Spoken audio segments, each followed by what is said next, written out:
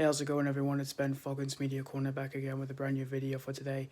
Welcome back to another movie review, aka After I Saw review video for today.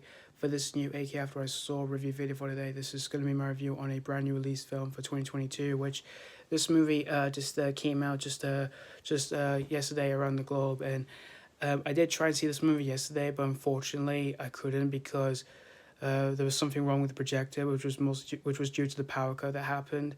So I had to get a refund for this, and so for the refund they gave me, which was a free ticket, which can be used for any cinema, I did use it for today, and I did manage to get to see the film that I was supposed to see yesterday. So, and I just got back from seeing this movie, and I'm here to give you guys my personal thoughts on what I just saw today. So today's review is going to be my review on the 2022 period mystery comedy drama, and that movie is Amsterdam.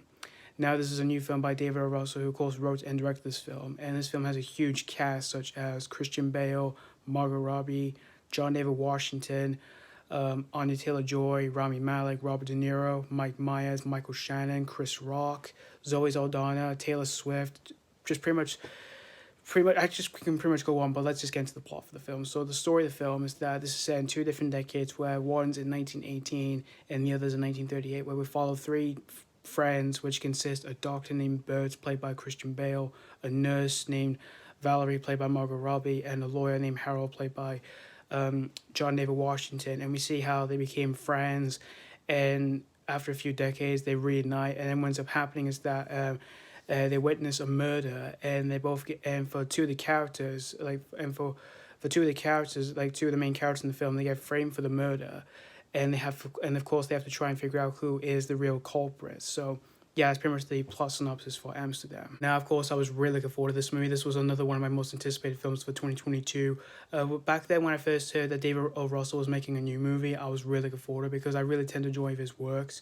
Well, I've seen three of his works, which consist The Fighter, Silver Linings Playbook, and American Hustle, which I really enjoyed those movies. The Fighter was great.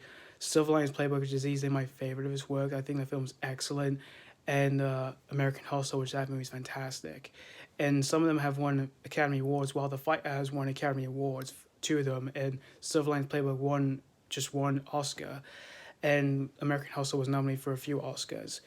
So like I said, once I did hear that he was making a new movie, I was really looking forward to it. And once I heard who was involved with the film, that really got me really excited the most, because this film, like I said, it's got a huge cast, which I already told you, like, who's in this movie, which I'm not going to repeat myself because I'm just probably forget, though. But anyway, once the trailers did drop by for this film, of course, I was immediately pumped for this film. And I thought this was originally scheduled for November until they decided to release it just earlier. So they put into the month of October. And I was pretty surprised that this film was going to be released earlier than I expected, because again, I thought this was going to be released in November, but they decided to release in October. But that really made me happy, because again, I was really looking forward to this movie. And like I said, I was going to go and see this yesterday, but unfortunately there was something going on in my cinema that I usually go to see, because it was mostly due to the power cut that happened and the projector wasn't working. So I ended up getting a refund, and I did use my refund today to try and see the film again, and I did manage to see this film today. I saw this in a new screening they built, because they were renovating one of the screens for like something new, which is something to do with like the sound or something, which is like Dolby Audio. So I saw the film I did see today in that screening, and for that screening, I gotta say it was a lovely screening, because they had new seats and some new stuff. So I saw this, like I said, I just saw this movie today, and after walking out of this film, just like with Don't Worry Darling, which that was one of my most anticipated films of this year, this movie is just like that, though. I kind of found this film pretty much being a step down from David O. Russell's other films that I really liked. Now, obviously, I don't think this is as bad as some critics are making it out to be, since this movie's getting pretty much mixed reviews from critics, while audiences are kind of digging this film. But the things I did like in Amsterdam were the acting in the film. From an all-star cast you've got in this film, such as Christian Bale, Margot Robbie, John David Washington, and everyone else. I thought they were all very, very good in this movie for their characters. And the direction by David O. Russell, it's very dazzling. It just feels like another David O. Russell film again for his style. And I really like the timing of the film, because it's set in two different decades. Like I said, it's set in 1918 and then 1938. I really like the timing of the film, because again, it just feels like an old-fashioned film I'm watching here. And I really like the sets of the film, as well as the costumes and even the makeup, which I really like the makeup in this film, especially when it's used for the character of Christian Bale, where his character has a glass eye and he has a few scars to his face when he fought in the war, along with John David Washington's character. I really like the makeup for that. And that's the things I liked in this film. The problems I do have with this film is its plot. I kind of found the plot pretty much weak and really complicated. Since this whole main plot is about like a murder mystery, where it involves one of the biggest dates in American history or something that's gone outrageous.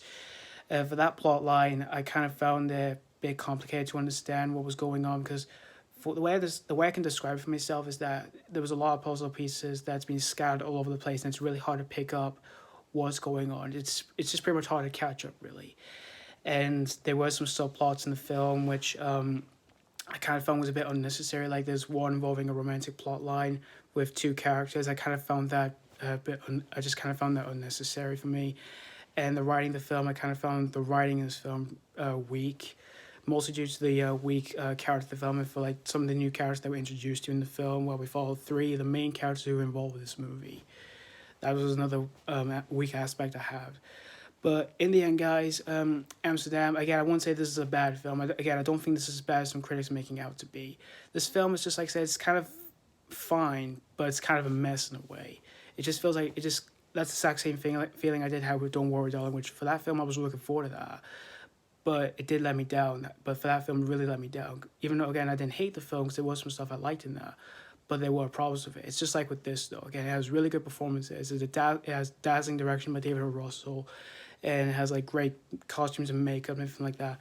But again, its plot, like its storytelling and the writing, it just kind of makes this film really complicated and really understand what was going on. But again, if you're a fan of these kind of films, or you're a fan of the director or the cast, you may have a good time with this one. So that's pretty much all to say about Amsterdam. I'm going to give Amsterdam 3 out of 5. As I said before, this is definitely not as bad as some critics are making it out to be. This one for me was just like a fine film. And it's definitely not David O. Russell's best film. But for what he was trying to go for this film, I could see he was trying his best here. But for what this film ended up being as, it didn't work out for me whatsoever. But again, this is definitely not a bad film. So anyway, thank you guys so much for watching for my AK After I Saw review on Amsterdam. And let me know what you think of this brand new release. If you just recently checked out this film, or if you've already seen this film, did you have a blast for this, or was this not really a popcorn treat? As always, thank you guys so much for watching. And this has been Falcons Media Corner signing off.